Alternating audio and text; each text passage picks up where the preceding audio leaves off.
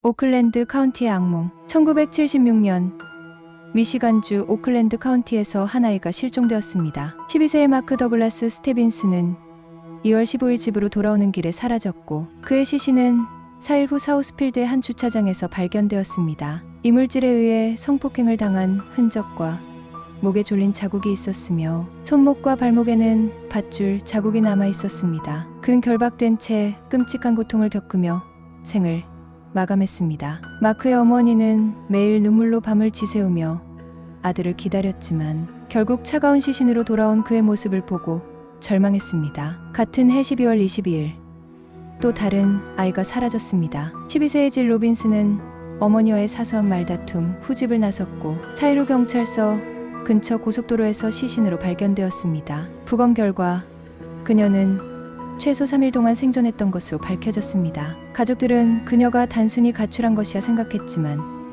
시간이 지나며 그녀의 실종이 단순하지 않음을 깨달았습니다. 그녀의 시신이 발견된 날 가족들은 절망과 비통함에 빠졌습니다. 아이가 겪었을 두려움과 고통이 그대로 느껴졌습니다. 1977년 1월 2일 10세의 크리스틴 마리 미엘리치가 실종되었습니다. 그녀는 프랭클린 빌리지의 시골길에서 19일 후 시신으로 발견되었습니다. 그녀 역시 질식사한 상태였으며 범인은 최소한의 음식만을 제공하며 그녀를 오랫동안 붙잡아 두었습니다. 가족들은 그녀가 실종되기 전 평범한 하루를 보냈다고 회상했습니다. 친구들과 놀고 부모님과 저녁을 먹은 후 세븐일레븐에 들르기 위해 집을 나섰던 크리스틴은 그 길로 돌아오지 않았습니다. 그녀의 시신이 발견된 후 경찰은 그녀가 최소 18일 동안 범인의 손에 있었으며 매일같이 두려움 속에서 지냈다는 사실을 밝혀냈습니다. 1977년 3월 16일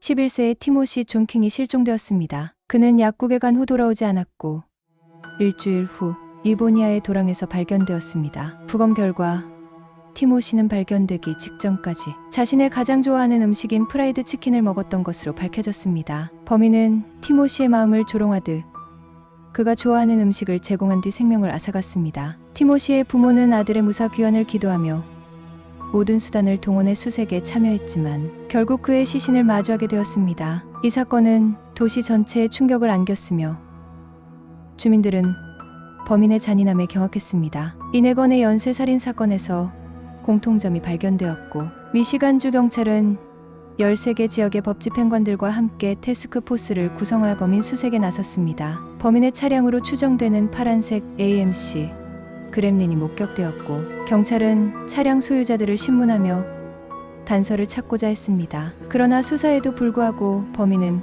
끝내 잡히지 않았습니다. 경찰은 수사 과정에서 18,000개 이상의 제보를 받았고 그중 많은 제보가 범인의 차량과 관련된 것이었습니다. 하지만 모든 제보는 미궁에 빠졌고 범인은 마치 사람들의 눈을 피하는 법을 알고 있는 듯 흔적을 남기지 않았습니다. 티모시 킹의 실종 당시 한 여성이 그가 약국 주차장에서 한 남자와 대화하고 있는 것을 목격했다고 진술했습니다. 그 남자는 25세에서 35세 사이의 백인 남성으로 아이들을 자연스럽게 다가가게 만들 정도로 친숙한 태도를 보였다고 합니다. 이 진술을 바탕으로 몽타주가 만들어졌지만 범인의 신원은 밝혀지지 않았습니다. 경찰은 대중에게 몽타주를 공개하고 협조를 요청했지만 유의미한 제보는 없었습니다. 범인은 여전히 어둠 속에 숨어 있었습니다. 수사는 1978년 12월에 종료되었고 사건은 미시간주 경찰에게 넘겨졌습니다. 그 이후로도